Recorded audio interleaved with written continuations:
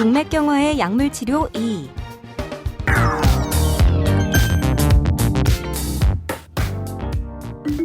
동맥경화의 발생은 염증 반응 및 레닌 안지오텐신 시스템, 칼슘 이온 통로 등을 포함한 다양한 기전들이 이상 지질혈증과 더불어 관여하는 것으로 알려져 있습니다.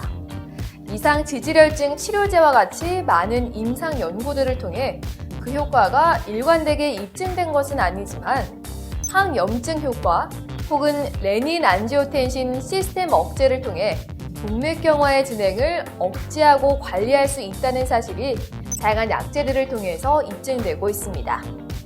또 몇몇 약제들은 고유의 효과 외 다면 발현 효과 등을 통해서 동맥경화의 진행을 억제할 수 있다는 임상적 증거를 바탕으로 임상에서 사용되고 있습니다. 그 이외의 약제들 역시 향후 대규모의 다양한 임상 연구들을 통해서 그 효과가 보다 명확하게 입증될 것으로 기대됩니다. 이번 시간에는 이들 약제와 동맥경화의 중요한 유발 인자들에 대한 조절 및 치료에 대해서 알아보도록 하겠습니다. 이번 시간에는 항염증제를 비롯한 비이상 지질혈증 치료 약물의 종류와 각각의 작용 기전과 레닌 안지오텐신 시스템 억제제는 무엇인지, 그리고 동맥경화의 주요 위험인자들과 이들에 대한 조절 및 치료는 어떻게 해야 하는지에 대해서 살펴보겠습니다.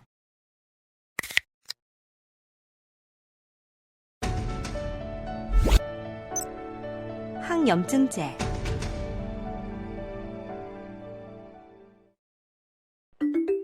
이번 시간에는 동맥경화가 진행하는 과정 중 이상지질 혈증과 관련된 기전 외에 다른 단계에서 작용하는 약제들을 다뤄보도록 하겠습니다. 먼저 비특이적 항염증제에 대해 알아보겠습니다. 여기에는 메토트렉세이트, 코리친, 아스피린이 있습니다. 메토트렉세이트는 엽산 대사 과정을 방해하며 핵산의 합성을 억제하는 약물입니다. 또한 메토트렉세이트는 항염증 작용 및 면역 억제 작용을 통해 면역세포들에 영향을 줍니다.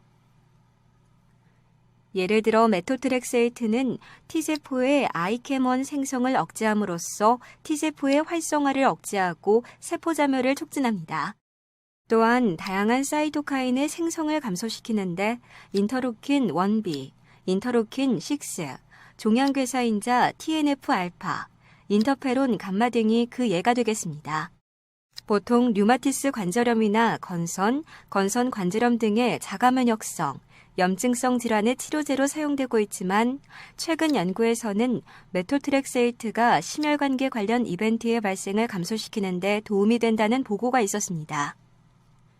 하지만 동맥경화의 치료제로서의 효능성은 추가 연구가 필요한 부분입니다. 코리친은 콜지쿰이라는 식물에 함유된 독성물들로서 수의학 분야에서 먼저 사용하던 약물입니다. 이러한 코리친이 항염증 작용을 한다는 것이 알려지고 나서 활용의 스펙트럼이 넓어졌는데 독성도 함께 있기 때문에 임상적 사용의 제한도 함께 다릅니다. 코리친의 항염증 작용은 항튜불린 작용과 중성구 기능을 억제함으로써 나타나며 보통 임상적으로 통풍 발작 시 통증 조절을 위해 사용하거나 가족성 지중해열, 심막염, 베제트병 등에서 사용합니다.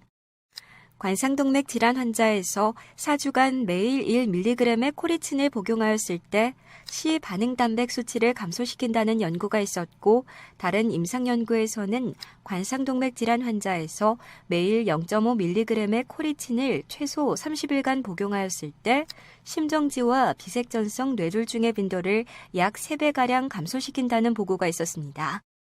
코리친은 그 외에도 다양한 심장질환의 치료제로 테스트되었는데 최근에 한 메타 연구에서는 고위험군의 심근경색 환자에서는 코리친의 장기간의 투여가 심근경색의 위험도를 낮추고 심혈관계 원인의 사망을 낮추는 등의 이득이 있었지만 심부전과 뇌졸중에서는 코리친의 효과가 없었습니다.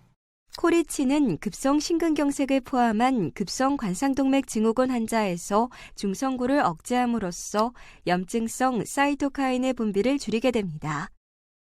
정리하면 코리친 치료는 하루에 0.5에서 1.0mg의 용량으로 매일 복용하였을 때 특히 급성 심근경색 환자에서 효과가 있었으나 정확한 위험, 효과비를 알리기 위해서는 추가적인 연구가 필요한 상태입니다. 한편 2020년 마크 디노르프 박사의 공동 연구팀이 발표한 최신 후속 연구에서도 5,522명의 관상동맥 환자를 대상으로 콜리친을 투여하였을 때 대조군에 비하여 심혈관계 질환을 31% 유의 있게 감소시켰습니다. 아스피린은 잘 알려진 항혈소판제입니다. 혈소판의 기능을 억제함과 동시에 항염증 작용도 가지고 있는 약제로 고위험군의 심근경색 환자에서 급성 또는 만성 염증 반응을 치료함으로써 향후 심근경색과 혈전 형성, 뇌졸중의 위험을 낮춘다고 알려져 있습니다. 콕스 억제제로 작용하여 항혈소판제로 역할을 하며 내피세포의 산화질소 합성 효소에 작용하여 산화질소의 합성을 증가시키고 항산화 효소인 헤목시게나제의 발현을 증가시키게 됩니다. 또한 증가된 산화질소는 혈관 내피세포의 염증 반응과 부착 반응을 억제하게 됩니다.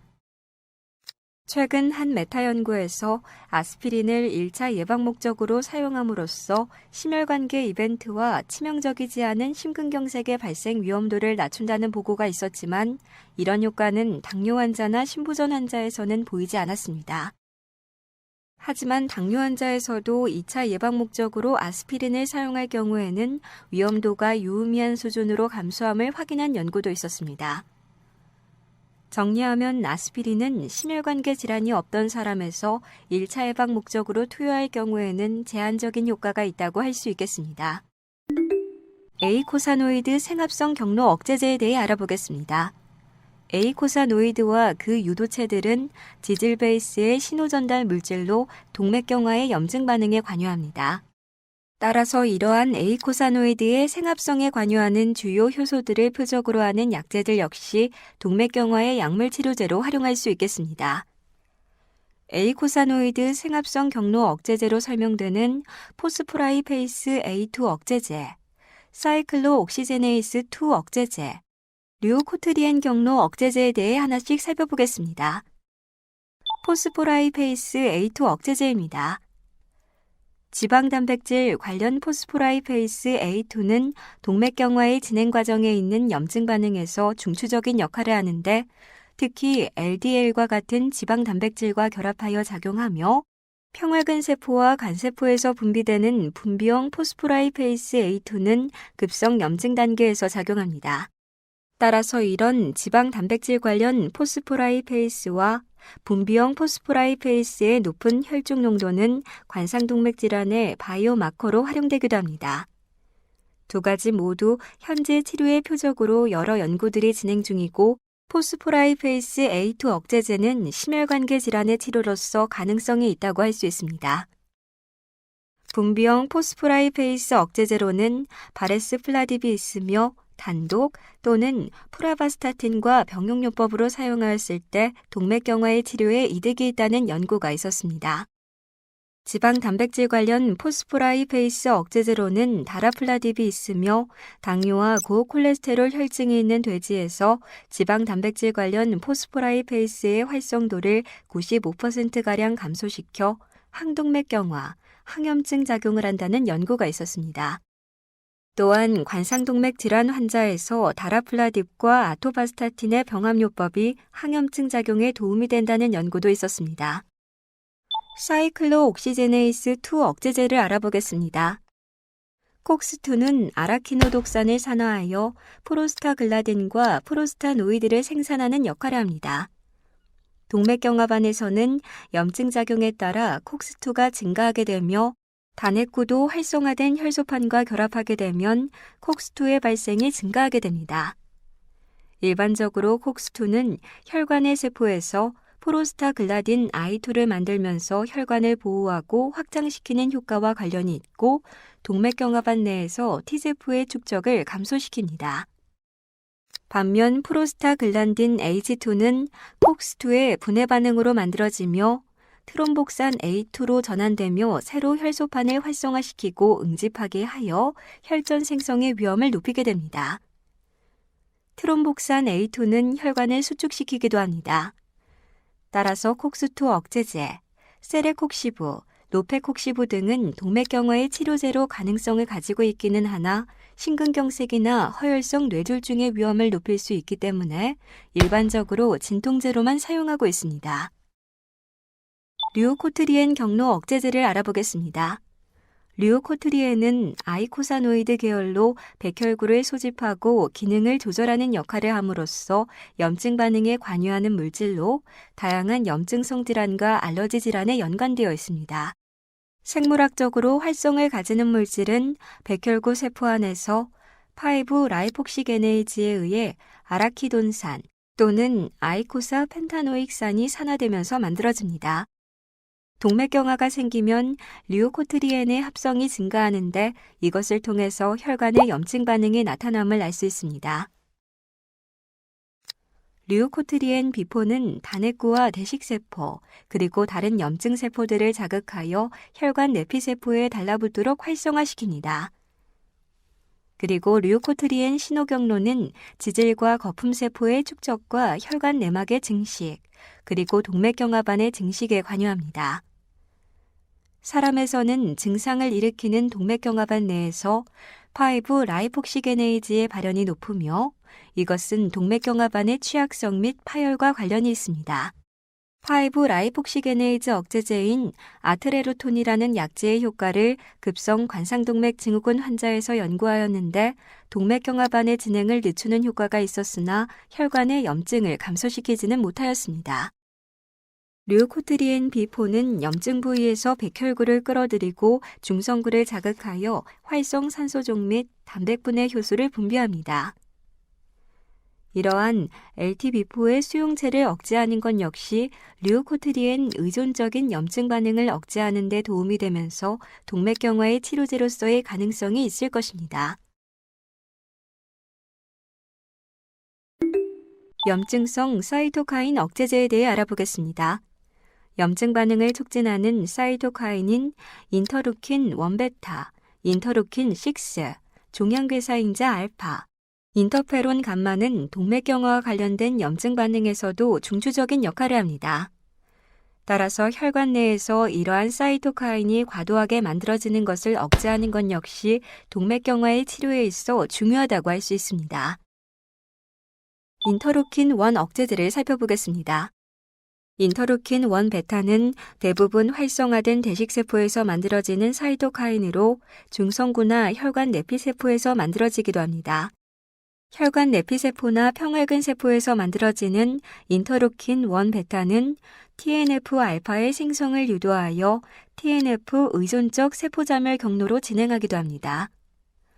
동물을 대상으로 한 연구에서 인터루킨 1베타 유전자를 파괴한 쥐에서는 동맥경화 병변의 크기가 감소하고 반대로 인터루킨 1베타 유전자를 과발현한 쥐에서는 동맥경화 병변의 크기가 증가함을 확인한 바 있었습니다.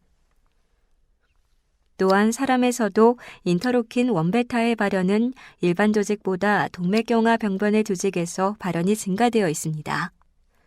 여러 임상실험에서 인터루킨 1베타를 억제하는 것이 만성염증 질환의 치료에 도움이 되기도 합니다. 카나키누맙이라는 인간 인터루킨 1베타 특이적 단일 클론 항체를 심근경색, 뇌졸중, 그리고 심부전 환자를 대상으로 진행한 임상실험에서 긍정적인 결과가 있었고, 칸토스라는 대규모 연구에서 이전에 심근경색이 있었고 CRP 상승이 동반된 환자에서 150mg의 카나키누맙을 3개월마다 투여한 결과 유의미한 수준으로 심혈관계 이벤트를 낮춤을 확인할 수 있었습니다. 인터루킨 6 억제제를 살펴보겠습니다.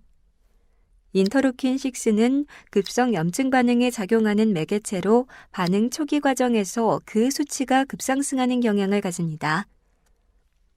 혈청 인터루킨 6는 따라서 염증 반응의 바이오마커로 생각할 수 있습니다.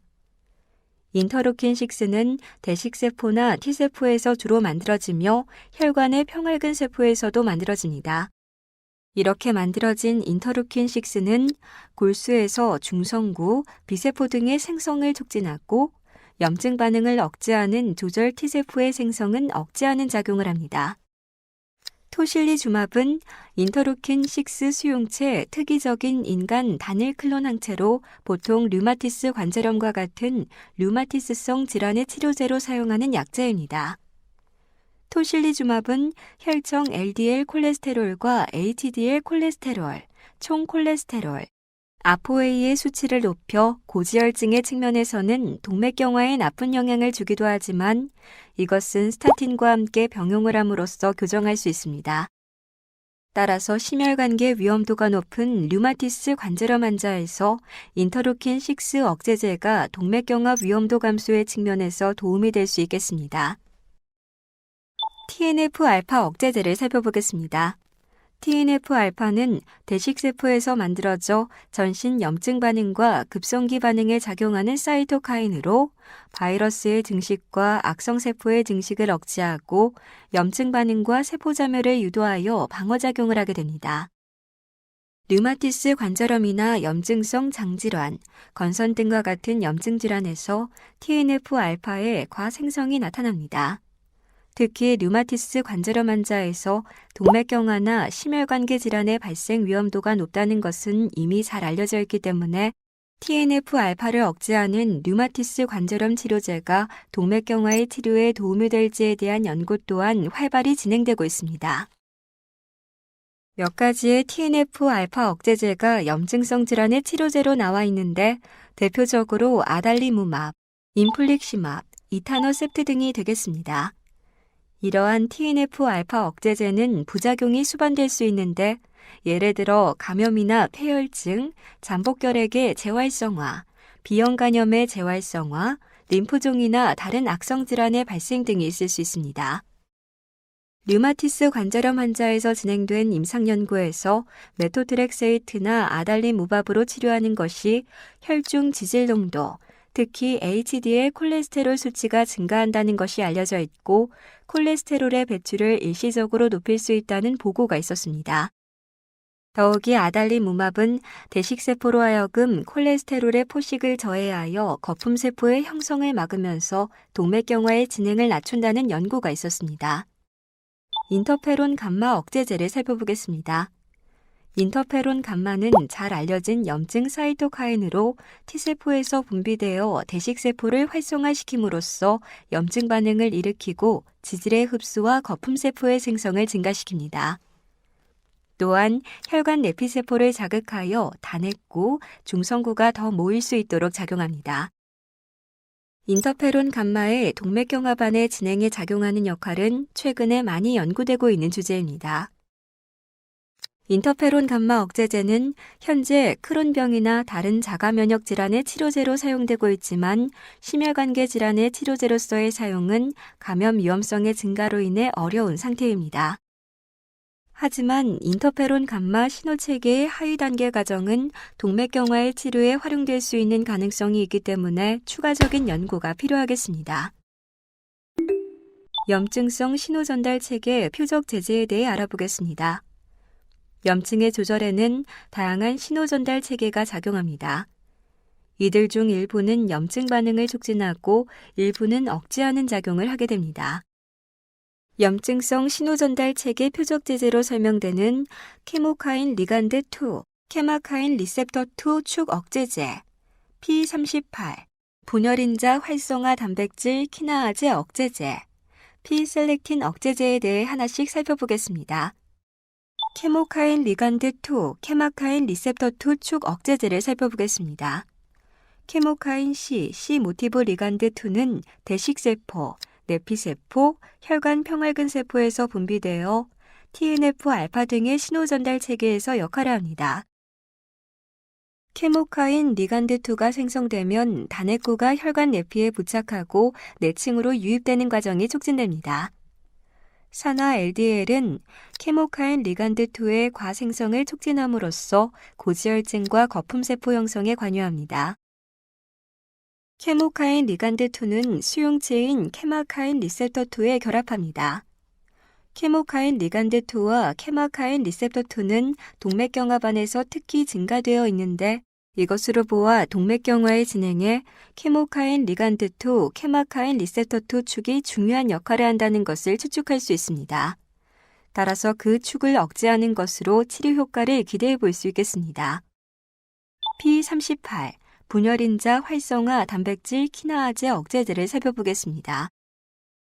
P38 분열인자 활성화 단백질 키나아제는 스트레스 신호에 의해 활성화되어 세포 분화와 세포 자멸 등 스트레스에 대한 반응을 일으킵니다. 활성화된 효소는 핵 내부로 들어가 여러 타겟에 작용하여 NF-kappa-B, 스테이트 1,3, P53 등과 같은 염증성 전사인자의 발현을 촉진시키는 작용을 합니다. 이들은 사이토카인 유발성 염증 반응 경로를 매개하므로 이 효소를 억제하는 것 또한 항염증제로 활용할 수 있는 가능성이 있습니다.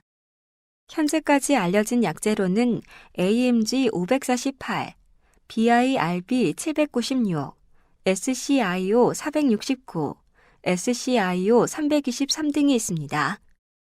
P-셀렉틴 억제제를 살펴보겠습니다. 동맥경화반 내에서는 아이캠원, V캠원, 셀렉틴, 인테그린과 같은 다양한 부착물질의 발현이 증가되어 있습니다. 특히 P-셀렉틴은 혈관 손상 시에 트롬빈 자극에 의해 혈관 내피세포 등에 의해 많이 발현되어 중요한 역할을 하는 것으로 알려져 있습니다. 또한 염증 매개체인 인터루킨-4, TNF-알파 등도 P-셀렉틴의 발현을 증가시킵니다. P-셀렉틴은 중성구, 단핵구, T세포, B세포 등을 혈관 내피세포와 혈소판 주변으로 모아 동맥경화를 진행시키고 또한 P-셀렉틴의 과발현은 혈전 생성에도 영향을 줍니다.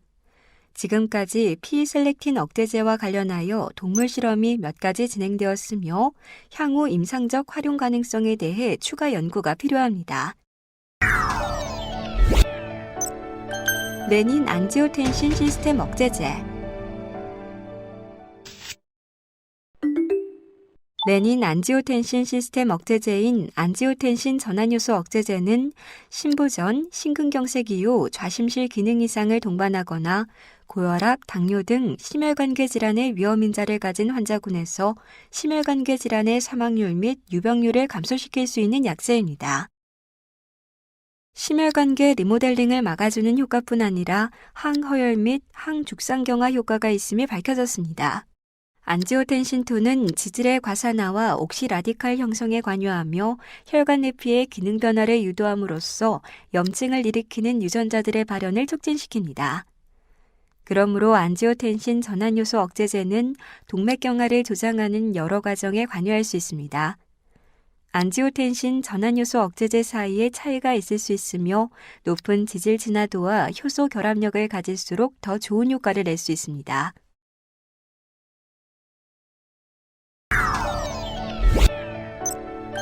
동맥경화 위험인자들의 관리.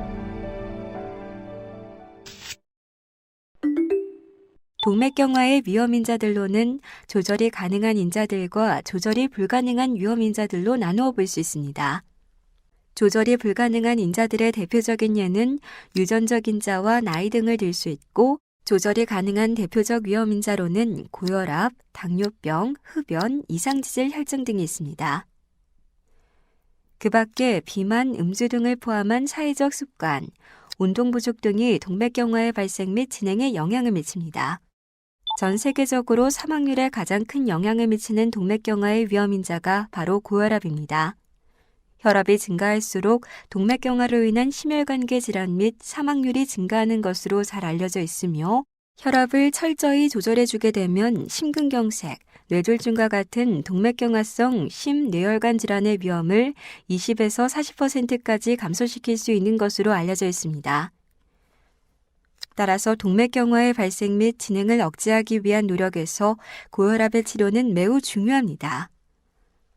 앞서 소개한 레닌 안지오텐신 시스템 억제제 및 칼슘 통로 차단제와 같은 약물은 다면 발현 효과에 의해서 동맥경화의 진행을 억제하기도 하지만 1차적인 동맥경화 억제의 기전은 바로 혈압 조절에서 비롯된다는 사실이 잘 알려져 있습니다.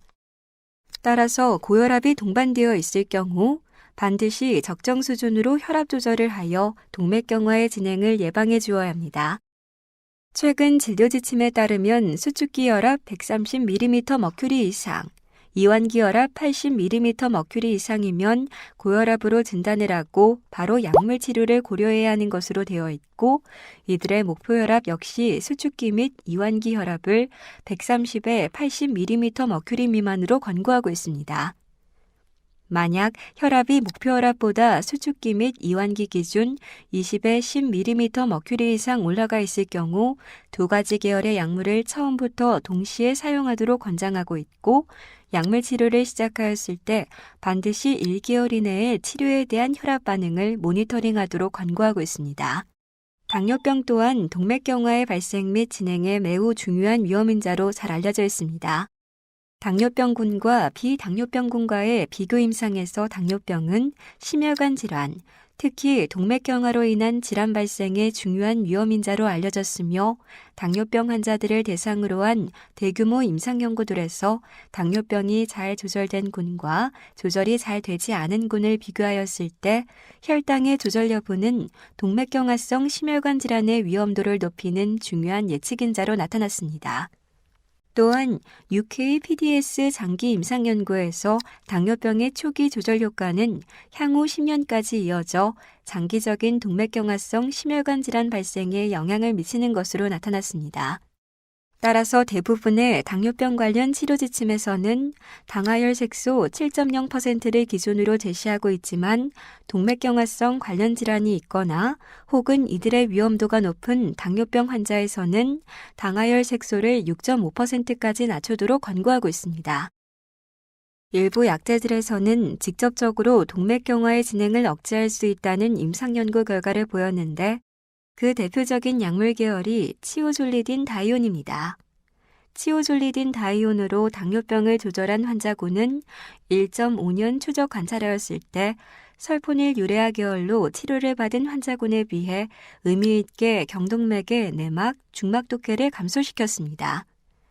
또 다른 연구에서는 당뇨병이 없는 환자들을 대상으로 치오졸리딘 다이온 계열의 약물을 투여하였을 때 위약군에 비해 의미 있게 경동맥, 내막, 중막 두께의 증가를 억제할 수 있었습니다. 이러한 치오졸리딘 다이온 계열의 동맥경화 억제 효과는 혈당 조절뿐만 아니라 항염증 작용 및 항산화 작용을 통해서 나타나는 것으로 알려져 있고 지질 수치에 대한 개선 효과 역시 항동맥경화 작용에 기여하는 것으로 알려져 있습니다. 최근 개발되어 상용화된 SGLT2 억제제는 심혈관 질환에 대한 안정성을 입증하기 위한 대규모 임상 연구를 통해 이 기전에도 역시 항염증 및 항산화 작용을 근간으로 하는 항동맥경화 작용이 있음을 보여주고 있습니다. 오늘 학습한 내용 중 칼슘 통로 차단제에 대해 더 깊이 알아봅시다. 칼슘 통로 차단제는 모든 인종과 연령대의 고혈압 환자에서 혈압을 낮추기 위한 목적으로 많이 사용되는 약물입니다. 몇 가지 연구에서 칼슘 통로 차단제의 심혈관계 사망률 감소와 고혈압 환자에서 동맥경화의 진행을 감소시킨다는 보고가 있었습니다. 암로디핀, 라시디핀, 니솔디핀 등은 지질 친화성인 칼슘 통로 차단제로 혈소판에서 말론디 알데하이드의 생성을 억제하여 항산화 작용을 합니다. 이들은 LDL의 산화를 줄이고 동맥 내벽으로 들어오는 것을 줄임으로써 동맥경화의 진행을 늦추는 효과가 있습니다. 장기간의 임상실험을 통해 칼슘 통로 차단제가 고혈압 또는 관상동맥 질환 환자에서 동맥경화의 진행을 늦춘다는 새로운 증거들이 나오고 있는데 먼저 암로디핀과 니페디핀을 프라바스타틴과 병용하였을 때 동맥경화 병변의 발생이 유의하게 감소하였다는 연구가 있습니다. 그리고 베라파밀은 경동맥 부위의 동맥경화 병변을 감소시키고 심혈관계 이벤트를 감소시키는 결과를 보였습니다. 암로디핀이 조기 관상동맥 죽상경화증의 진행을 늦춘다는 연구도 있었으며 니페디핀 GITS 서방형 제제가 아밀로라이드와 사이아자이드 병합요법보다 내막, 중막 두께를 유의미하게 감소시킨다는 보고도 있었습니다. 이러한 보고들로 미루어 보아 칼슘 통로 차단제 역시 동맥경화의 치료제로서 가능성을 가지고 있다고 할 수 있습니다.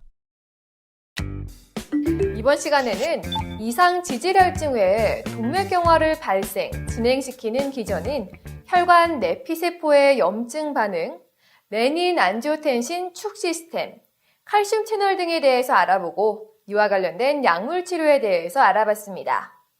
동맥경화의 발생 기전에서 언급한 것처럼 현재 동맥경화는 일종의 염증 반응으로 여겨지고 있습니다. 따라서 다양한 염증 반응을 조절하는 약물이 동맥경화의 치료를 위해 시도되고 있습니다. 카나키노맵을 포함한 몇몇 약제들이 심근경색, 뇌졸중 혹은 신부전에서 그 효과를 일부 입증했지만 일반적으로 적용되기 위해서는 대규모 임상 연구가 필요한 상태입니다. 그 밖에도 고혈압 치료제로 사용 중인 안지오텐신 전환효소 억제제, 안지오텐신 수용체 기량제와 칼슘 통로 기량제는 각각 항산화, 항허열, 항죽상경화 효과를 가지고 있어서 혈압 감소 효과뿐만 아니라 그 자체로도 동맥경화증의 진행을 억제하는 데 도움이 될 수 있습니다. 동맥경화의 대표적인 위험인자인 고혈압의 조절은 동맥경화의 진행을 억제하기 위해서 매우 중요하며 목표혈압 130에서 80mm 머큐리를 달성하기 위해 적극적인 치료를 필요로 합니다. 또 당뇨병 역시 매우 중요한 위험인자로 생활습관과 더불어 약물 치료를 통해 혈당 조절에 심혈을 기울여야 동맥경화의 진행을 억제할 수 있습니다.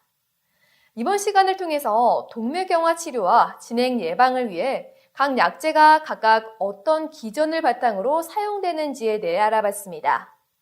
지금까지 동맥경화의 약물 치료 2에 대해서 알아봤습니다. 학습 요약 버튼을 클릭하시면 이번 시간 학습한 내용의 핵심 정리 노트를 확인해 보실 수 있습니다. 감사합니다. 이번 시간에는 동맥경화의 약물 치료 2에 대해 학습하였습니다. 다음 시간에는 심혈관 협착질환의 시술 치료 역사와 발전 방향에 대해 살펴보겠습니다. 수고하셨습니다.